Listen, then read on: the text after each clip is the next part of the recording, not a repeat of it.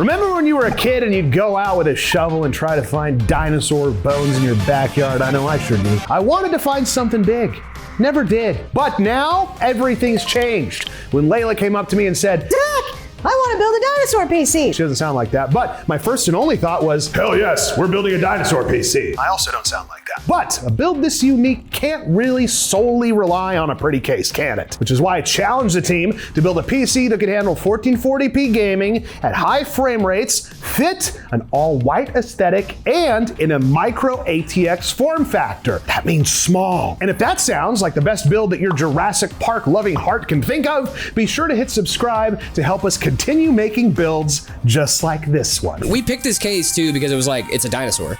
It's a dinosaur, duh. Now, as always, our parts list is in the description down below.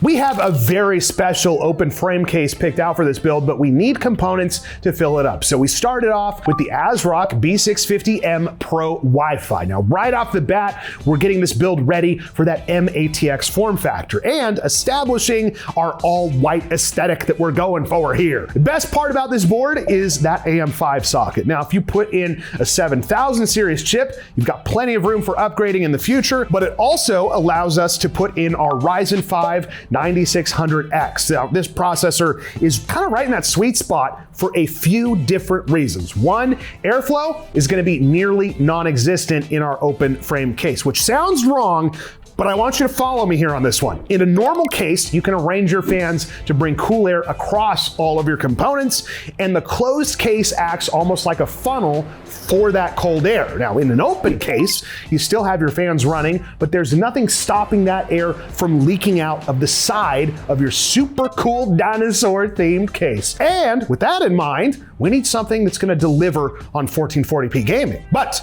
without the intense power draw of something like a 9850X3D or something crazy like that. And that power draw is actually the second reason that we went with this CPU. The B650M motherboard is built for the lower power draw that you'd see in a micro ATX build, which we like. Now, if we put in something like a, I don't know, 9950X3D, there's not enough VRM headroom for the chip at a sustained load. And if that nerd speak means absolutely nothing to you, here's your simple answer. You ready for it? Big number needs more power, and more power is too hot. There you go, plain and simple, easy. You with me? That's why we decided to power our build with an ASRock Steel Legend 850 watt power supply. And we're gonna be keeping our CPU cool with an Asetek 240 millimeter AIO. Powerful enough and cool enough to keep up with the real beast of this build, which, drum roll please, it's a white RTX 5070. Yeah, isn't that cool? 5070 is right in the Goldilocks zone for price to performance, and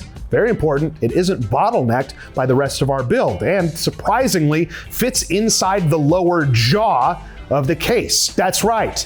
This case has a jaw, 32 gigs of DDR5 6000 and a 1 terabyte drive from our friends at Kingston. You got yourself a 1440p monster there, little fella.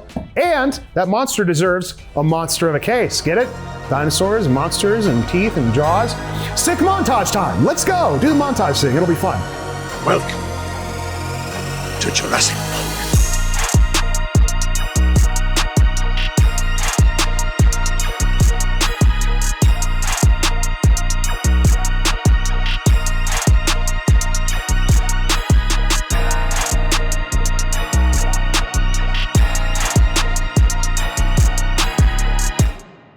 This is the Mloong Mstar 3. Look at this bad boy. From the front, you've got this cool kind of multi-layered design, and from the side, oh my gosh, it's a freaking T-Rex skull. Now, other companies like Thermaltake have done this open frame design before with the glass panel sitting on top of these little risers. But listen, this case, what does it do? It takes it a step further by adding multiple layers of glass and also metal to get this cool kind of like 3D effect. We love that, don't we? And on the back side, you've got a metal plate with a dino mech. It's like a sci-fi print plus a layer of mesh to help hide all of those cables. And on the very front, you have this nice, clean, tempered glass to protect the inside, and it's a freaking T-Rex skull. Guys, dinosaurs. Now on paper, the team hit every requirement that I had for this build, but can it get high 1440p frame rates that we wanted? Well, only one person can answer that, and it's totally my canonical son, Jared. Jared, tell me how we did, my sweet young baby boy. Thanks, Dad. Ooh. Oh, I hated that. All right, let's talk benchmarks. As always, we're testing our machines on raw raster power. That means no DLSS or other performance boosts, just right out of the box performance.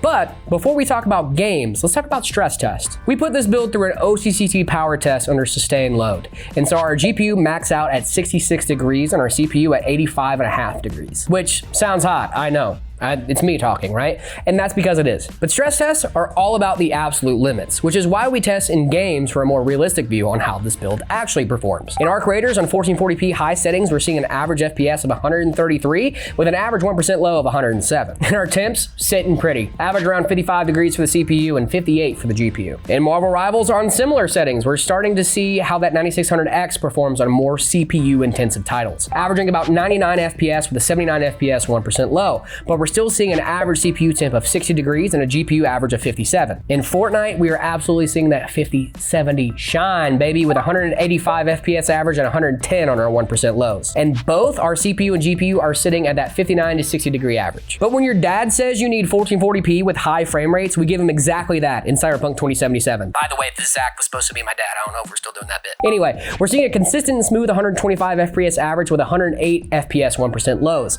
all while keeping our temps in the low 60s. And for the folks keeping scores, the R24 Cinebench test gave us an 885 and Steel Nomad showed an average score of 5,336. Both right in the range we'd expect for these components. For an open frame case, we're getting shockingly good temps all around. And I really think Dad is gonna love this build. And I do like it, Jared. I will never ever be your father, but listen, I'm a sucker for unique cases, Jared. And sure, you could always try building this yourself, but if you want a one-of-a-kind PC from a one-of-a-kind team, then head over to metapcs.com to explore custom and ready-to-ship PCs today. Yes, even this one, Rexy here is for sale, and he needs a good home. But if you ever want to see some of these insane builds in person, come say hi at our locations in Phoenix, Gilbert, and Peoria today. And as always, we'll see you next time. Bye. It's a dinosaur. Rawr.